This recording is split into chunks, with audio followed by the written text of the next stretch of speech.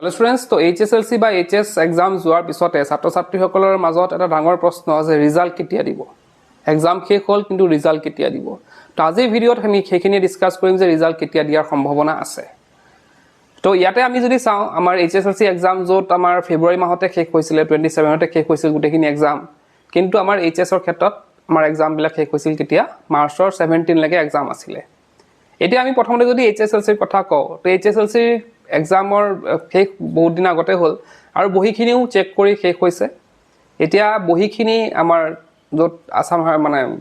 সেবাৰ যোনটো head office হয় তাতে পঠোৱাৰ ব্যৱস্থা কৰা হৈছে তো বিভিন্ন ডিস্ট্ৰিক্ট প্ৰায় শেষ হৈছে আৰু বহিবিলাক চাই প্ৰায় মানে শেষ হৈছে তো তোমালোকৰ ৰিজাল্টটো অতি সোনকালে আহিব HSLC 2026 ৰ ৰিজাল্টটো অতি সোনকালে আহিব মোষ্ট প্ৰবেবলি আমাৰ এপ্ৰিলৰ সেকেন্ড উইকত আহিব পাৰে মই জাস্ট সম্ভাৱ্য কৈছো কাৰণ বস্তুবিলাক কৰোতে সময় লাগিব বহিখিনি পঠাব তাৰ পিছত মাৰ্কশিট বনাব তো হেখিনি মানে ধৰা মানে অলপ সময় লাগিব কিন্তু আমি এটো সম্ভৱতঃ আমি ইলেকশন যেহেতু 9 তাৰিখে আছে তো ইলেকশন আগতো আমি ৰিজাল্টটো পাই যাব পাৰো ইলেকশনৰ আগতো আমি ৰিজাল্ট পাই যাব পাৰো তো খুব সম্ভাৱনা আছে যে ইলেকশন আগত ৰিজাল্টটো আহিব আৰু যদিহে ধৰা কামবিলাক ডিলে হয় হয়তো ইলেকশনৰ 2 দিন পিছতো ৰিজাল্ট আহিব পাৰে কিন্তু most probably আমাৰ ইলেকশনৰ আগত ৰিজাল্টটো আহা সম্ভাৱনা আছে মানে ধৰা আমাৰ এপ্ৰিলৰ সেকেন্ড উইক মানে আমাৰ ৰিজাল্টটো আহি যাব পাৰে কাৰণ কামবিলাক খুব স্পিডত হৈছে গতিকে ৰিজাল্টটো তোমালোকৰ অতি সোনকালে দিব কিন্তু HS ৰ কথা যদি আমি কওঁ HS ৰ ৰিজাল্ট অলপ দেৰি হ'ব HSLC ৰ পিছত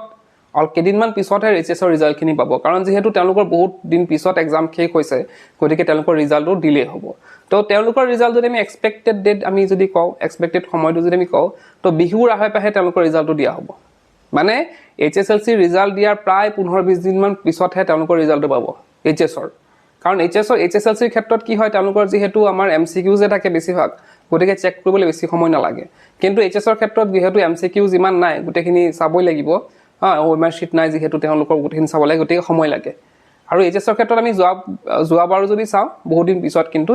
মানে ৰিজাল্ট দিছিল গতিকে এইবাৰো তেনেকুৱা হ'ব প্ৰায় 15-20 দিন পিছতহে তোমালোকে ৰিজাল্ট পাবা গতিকে আমি এক্সপেক্ট কৰিব পাৰো যে বিহুৰ আহে আমি ৰিজাল্টটো পাম হয়তো আগতো পাব পাৰো বা বিহুৰ পিছতো পাব পাৰো সেইখিনি আমি পিছত আৰু গম পাম ভালকে আমি ডিটেইলছত পিছত আমি গম পাম যেহেতু বহিছোৱা কাম চলি আছে গতিকে কেতিয়া শেষ হয় কেতিয়া সম্ভাৱ্য আছে সেইখিনি আৰু বেছি ভালকে কেদিনৰ পিছতহে গম পোৱা যাব তো এইখিনি আছিল কিছুমান সম্ভাৱ্য সময় HSLC বা HS ৰ ৰিজাল্ট দিয়াৰ তো এইখিনি আছিল আজি ভিডিঅ'ত গ'লো কিপ ওয়াচিং কেনা